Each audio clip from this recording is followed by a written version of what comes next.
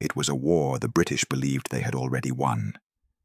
Every textbook, every report, every confident dispatch from the colonial officers painted a picture of absolute control. Yet, paradoxically, in the shadows of sprawling cities and dense villages, a rebellion was brewing. A war that would shake the empire, defy expectations, and challenge the might of the most powerful army on the planet. How could a supposedly defeated uprising suddenly rise to haunt the rulers who thought themselves invincible? The streets of Meerut were quiet at dawn, yet the tension was palpable. Smoke from distant fires clung to the horizon, mixing with the morning mist. Soldiers patrolled the avenues, faces stern, rifles slung over their shoulders, convinced that the rebellion had been extinguished. Yet beneath their confidence, fear lingered, a silent awareness that something unseen was gathering. Amid this chaos walked Raghav, a young sepoy barely 20, who had grown up hearing stories of British invincibility. But that morning, as he tightened the strap of his musket, he felt a different energy in the air, electric, dangerous, and intoxicating. He had witnessed the humiliations, the unfair treatment, and the corruption of officers who treated men as expendable pawns. And yet, he was caught in a paradox. Loyalty demanded obedience, but his conscience whispered defiance. Raghav's story was not unique. Across the northern plains, countless soldiers and civilians faced the same moral dilemma. Their lives were tethered to the empire, yet their hearts beat for freedom, dignity, and revenge for the countless injustices they had endured. It was a rebellion fueled not by grand strategy or foreign interference, but by the raw, unfiltered anger of the people, their courage amplified by centuries of oppression. As dawn gave way to a sun that burned hotter with every hour, strange reports began reaching the city gates. Villages, once quiet, now murmured with secret meetings. Letters carried coded messages about armaments hidden in fields and forests. The British had counted on their communication network, their spies, their informants. But the insurgents were smarter, faster, and unpredictable. Every action seemed random to outsiders, but every movement was calculated with a deadly precision known only to those orchestrating the uprising. In the heart of Meerut, Raghav witnessed the first sparks of what would become a full-scale rebellion. Civilians, armed with nothing but pitchforks and resolve, confronted officers in broad daylight. Their courage was shocking, almost cinematic, as if ordinary men had been transformed into warriors overnight. The paradox deepened. How could such untrained forces strike terror into the hearts of soldiers who had trained for years in Europe? And then came the whispers, rumors that would ignite the imagination of anyone listening. Some said the rebels had captured entire stockpiles of British weapons. Others claimed that messages sent from village to village were coordinating attacks across hundreds of miles. How could a seemingly fragmented uprising operate with the precision of a professional army? The answer remained hidden, a tantalizing mystery, even as the British scrambled to contain the growing unrest. Raghav's own choices were tested in ways he had never imagined. He was asked to act against his own people, to suppress the very rebellion that reflected the anger in his heart. Every order weighed on him like lead. Every step he took toward obedience threatened to crush his spirit. And yet, he could not openly defy the empire without risking instant death. It was a psychological battlefield, as treacherous as the streets outside, one where courage and fear collided in violent harmony. By midday, Meerut had become a city of whispers and shadowed glances. Soldiers patrolled, but every corner hid potential revolt. Civilians watched from windows, from rooftops, waiting, calculating. The rebellion had not just survived, it had adapted, grown, and moved faster than anyone had anticipated. And the question now hanging over the British was as clear as it was terrifying. Who was truly in control? The rebellion was no longer a story of scattered uprisings. It was becoming a living, breathing force, unpredictable, relentless, and human at its core. Men like Raghav were the heart of this movement, ordinary people whose choices, courage, and defiance would decide the fate of an empire. Their small actions, invisible to most observers, would cascade into events that reshaped history. And as the sun dipped low on the horizon, casting long shadows over the city streets, a chilling thought struck every officer and soldier alike. The war they had assumed was over had only just begun. A rebellion fueled by human determination, cunning, and rage was rising, and no textbook, no army, no empire could fully contain it. What no one yet knew, however, was how close the British were to losing not just the battle, but the illusion of their control entirely. The British had assumed the rebellion would be a flicker, a brief spark quickly extinguished. Yet, by nightfall in Meerut, it was clear they had underestimated the depth of anger and the speed at which it could spread. Fires, both literal and metaphorical, were igniting across the city and beyond. Small villages, long thought compliant, had become the heartbeat of defiance. Every whispered conversation, every secret gesture, carried the pulse of an uprising that refused to be contained. Raghav, the young sepoy, found himself in the thick of it. The tension that had haunted him at dawn transformed into a surge of adrenaline. He was no longer just a soldier following orders. He was a participant in something far greater, something invisible to the British, but very real to those living it. He moved quietly through the alleys, listening, observing, connecting with men and women who had decided that survival under the empire was no longer enough. Among them was Amara, a midwife from the outskirts of the city, whose quiet courage had already saved dozens of wounded rebels.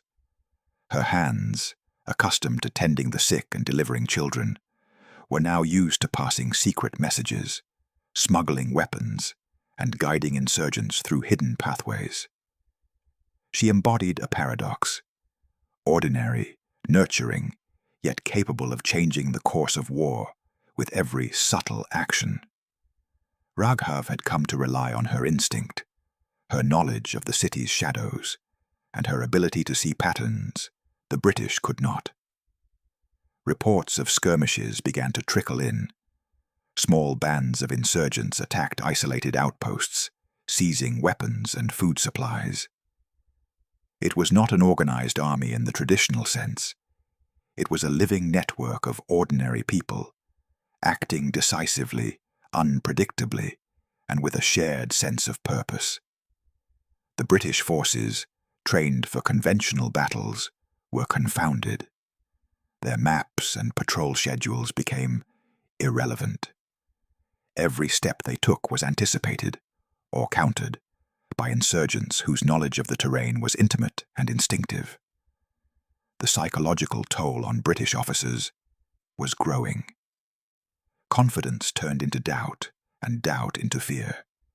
Each new report of attacks from places supposedly under control fueled a creeping realization. They were no longer the hunters. They were being hunted. Raghav and Amara knew this, yet even they could not predict the full extent of what was coming. The rebellion was evolving, learning with every encounter, driven by rage, hope, and a relentless refusal to be ignored. As night fell, the city's streets were alive with whispers and movement. Rebels coordinated attacks using secret signals, lamps flickering in windows, coded knocks on doors, children carrying messages disguised as errands. Each seemingly small action carried massive implications, tipping the balance in ways the British could neither see nor anticipate. The rebellion was no longer reactive. It was becoming proactive, a force that could strike anywhere at any time. Raghav watched from a rooftop as a small group ambushed a British patrol. The fight was brutal and chaotic, but the insurgents vanished as quickly as they appeared, leaving the officers shaken, disoriented, and humiliated. That single act sent a ripple of fear through the city, proving that the rebellion's strength lay not in numbers, but in cunning, speed, and audacity. Every movement, every daring strike, elevated the morale of ordinary people who had long felt powerless. But the British were not yet defeated. They scrambled to adapt, tightening patrols, imposing curfews, and questioning their own men for signs of collusion. Yet for every step they took, the insurgents had anticipated 3 more. The rebellion was a living puzzle, a game of human intuition and instinct, where every citizen, soldier, and messenger became a piece in a complex strategy that the Empire could barely comprehend. Amara leaned over Raghav, her voice barely a whisper. "They think we are disorganized. They think fear will break us, but every time we strike, we remind them they do not control us." Her eyes glimmered with determination, and in that moment, Raghav understood. This was no ordinary conflict. This was a war of the mind, of spirit, of human will. And yet, as the night deepened and fires burned in the distance, one question loomed over them all. If ordinary men and women, armed with nothing but courage and cunning, could so thoroughly confound the mightiest army in the world, how far could this rebellion go? Could it really shake the foundations of an empire? Or would the British eventually find a way to crush it entirely? The answer was uncertain, but one thing was clear. The war the British assumed was already won had only just begun. And the true story of the rebellion, the one history books would almost overlook, was being written in the shadows, in the streets, and in the hearts of those daring to fight when defeat seemed inevitable. By the time the sun rose over the northern plains, the rebellion had transformed from whispers in the alleys to a force no one could ignore. The British, confident in their superior numbers and training, were stunned to find the insurgents not only surviving, but striking with precision and audacity. Every patrol, every convoy became a potential trap, and in the heart of the chaos, the human stories, the courage, fear, and cunning revealed the true power of this uprising. Raghav moved through the villages, carrying messages and coordinating with rebel leaders. The young sepoy had evolved from a hesitant soldier into a vital link in a network that spanned miles of countryside. His hands, once trembling with doubt, now carried weapons and letters that could decide the fate of entire towns. Every step was measured, every glance alert. The rebellion demanded constant vigilance. Amara, by his side, had become the symbol of resilience. Her calm under pressure, her knowledge of hidden paths and secret refuges, had saved dozens of lives. She coordinated ambushes, guided fighters through treacherous terrain, and maintained morale among ordinary villagers who had taken up arms for the first time. In a single day, the rebellion was no longer a local uprising. It was a campaign of calculated chaos, an unpredictable force that transformed ordinary people into warriors. The first major clash occurred near a river crossing, where a British supply convoy attempted to advance. The insurgents had anticipated their route. Using simple tools, hidden pits, overturned carts, and clever use of terrain, they stalled and trapped the convoy. Chaos erupted, Soldiers fired blindly, their formations breaking as villagers armed with spears, machetes, and stolen firearms moved in with shocking precision. The British had underestimated the insurgents' ingenuity and the unity forged by desperation and shared purpose. In the midst of the battle, Raghav faced an impossible choice. A group of soldiers had cornered a family of villagers who had aided the rebellion. The soldiers' orders were clear: fire without hesitation, yet he could not bring himself to obey. His loyalty was fractured, torn between the uniform he wore and the people he had grown to protect. The moment became a crucible, a test of courage and conscience, and in that moment he acted, not as a soldier of the empire, but as a human being fighting for justice. The British command, watching from a distance, was in disbelief. How could an uprising so small, so poorly armed, consistently outmaneuver professional troops? Panic spread through their ranks. Reinforcements arrived, but the insurgents anticipated their arrival, using the landscape, intelligence networks, and local knowledge to hit, vanish, and reappear elsewhere. Each encounter became a lesson in the unpredictability of human will, proving that determination could outweigh technology, strategy, and brute force.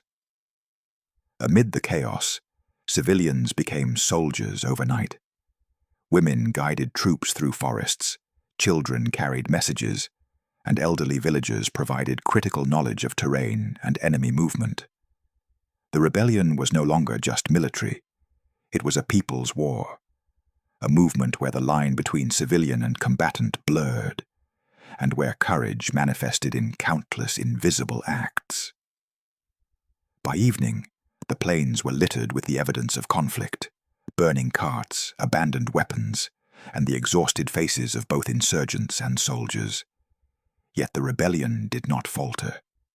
Instead, it gained momentum, fueled by the spectacle of defiance.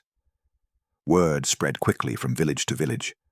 Ordinary people had humiliated the British, proving that the empire's control was an illusion. Hope ignited like wildfire, and more citizens were drawn to the cause. And as Raghav and Amara regrouped in a hidden grove, their thoughts were not on celebration, but on strategy. They knew the British would adapt, that reinforcements and brutal retaliation were inevitable. But for now, the rebellion had shown its teeth, exposing cracks in the empire's armor. It was a fleeting victory, but a critical one, a glimpse of what could be achieved when ordinary humans dared to defy the most powerful empire in the world. The question that now hung over the plains, whispered by every villager and insurgent, was electrifying. How far could this rebellion go before the British regained control, and who would emerge alive, victorious, or forgotten in history's shadows? The rebellion had spread like wildfire, and the British could no longer ignore it. What had begun as scattered whispers was now a force that threatened the very foundation of their control in India. Reinforcements poured in from distant garrisons, yet even trained soldiers felt the creeping anxiety that came with facing an enemy who knew the land better than they did, and who refused to fight by the rules the empire understood. Raghav moved cautiously through the outskirts of Delhi, every step shadowed by the possibility of betrayal or ambush. The young sepoy had grown into a leader in his own right, but the burden weighed heavily. Every life lost, every decision made, could tip the delicate balance between survival and catastrophe. In the glow of dawn, he watched villagers hide their children and livestock, their eyes reflecting fear, but also hope. They had begun to understand that the rebellion was more than a battle. It was a chance to reclaim their dignity. Amara, whose courage had inspired so many, was now a strategic mind behind the insurgents' operations. She coordinated the movement of supplies, weapons, and intelligence across villages, turning the chaos of the uprising into an organized campaign. Her ingenuity became the spine of the rebellion, proving that leadership did not require a uniform. It required vision, courage, and the ability to act decisively under pressure. But the British, humiliated by their earlier failures, were not idle. Retaliation came swiftly and brutally. Villages suspected of aiding the insurgents were attacked, homes burned, and public executions staged to instill terror. Yet each act of oppression only deepened resistance. Ordinary men and women, once cowed by fear, were now galvanized by outrage. They learned that survival demanded not only courage, but cunning, strategy, and the willingness to exploit the enemy's overconfidence. A small band of rebels, led by Raghav and Amara, planned a daring strike against a British garrison on the outskirts of the city.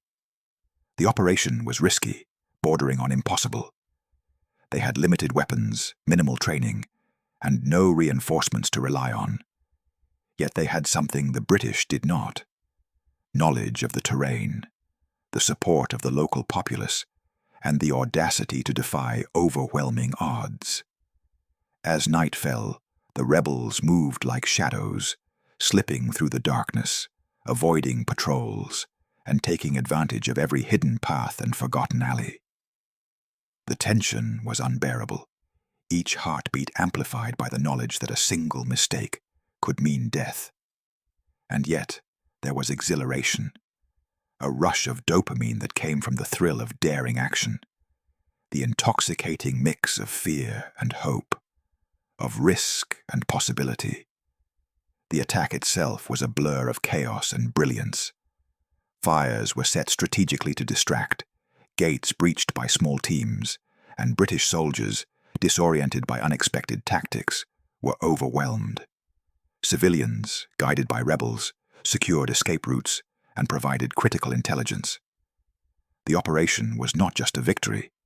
It was proof that even the mightiest empire could be challenged by human ingenuity, courage, and coordinated action.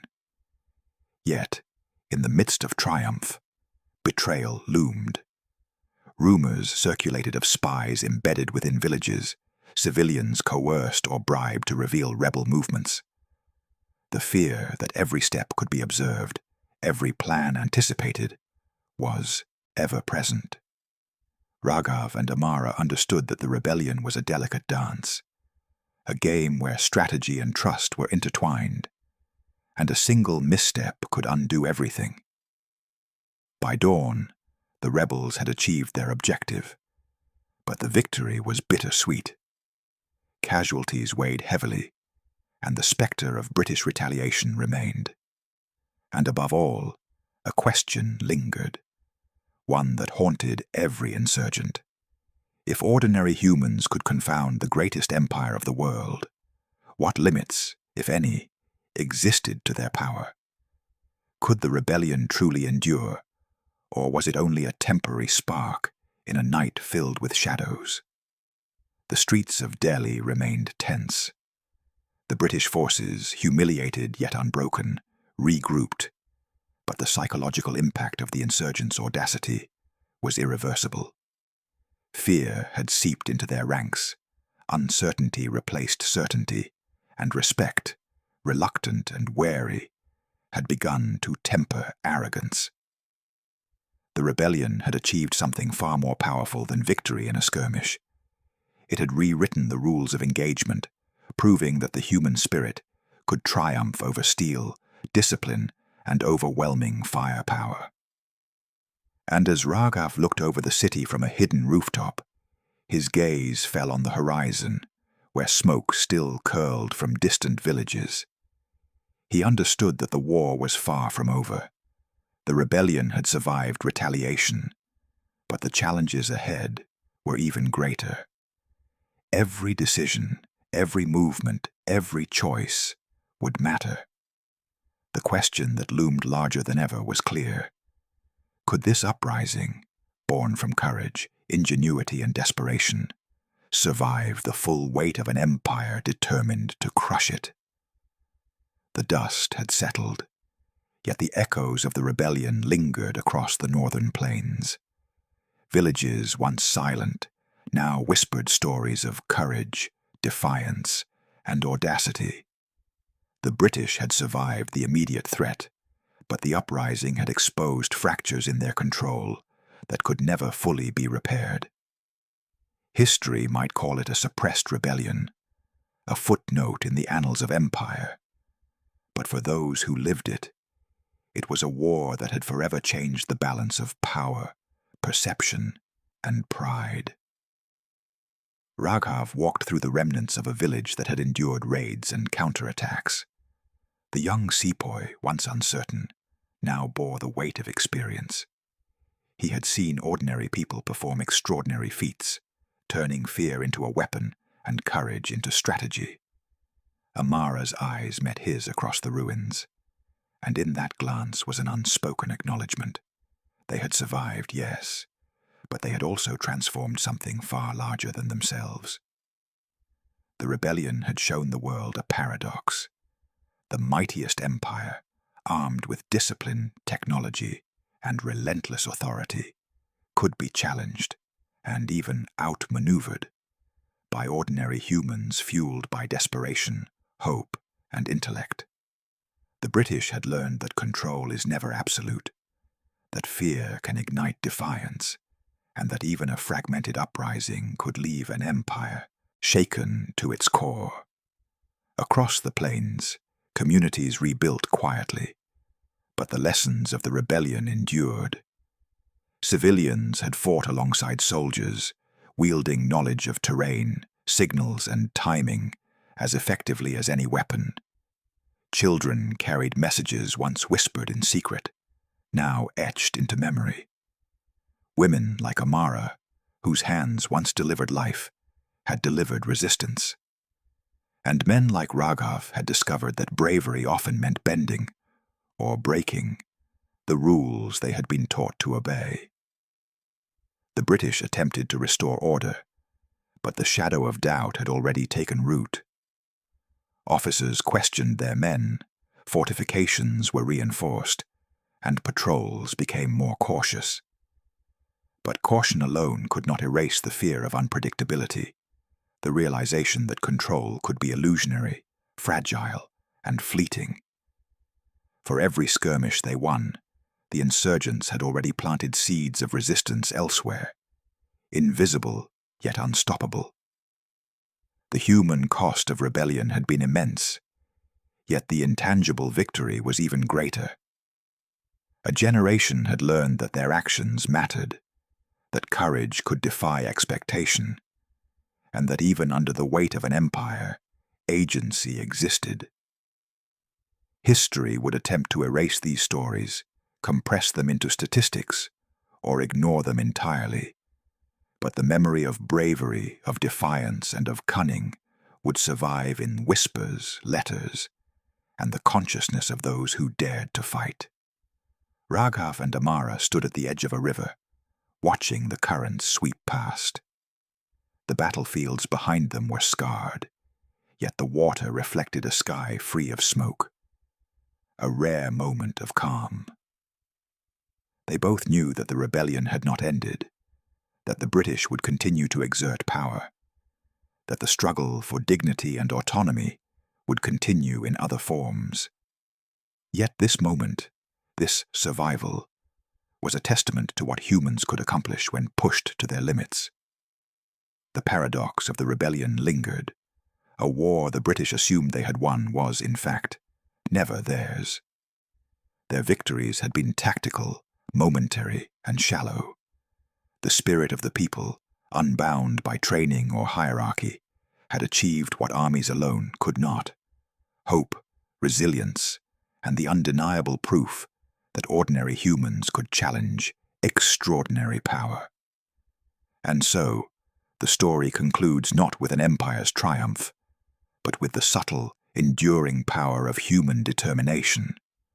The rebellion faded from headlines, suppressed in official records, and glossed over in textbooks.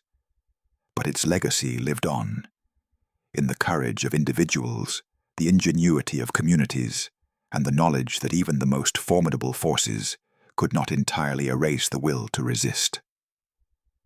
As night fell over the plains, the question remained. If ordinary men and women could confront an empire and survive, what other impossible victories waited hidden in history, untold and unseen? What other wars had the world assumed were over, when in reality they had never truly been won? History remembers empires, but it forgets courage. And sometimes the wars that were never won are the ones that shape the world in ways history can barely capture.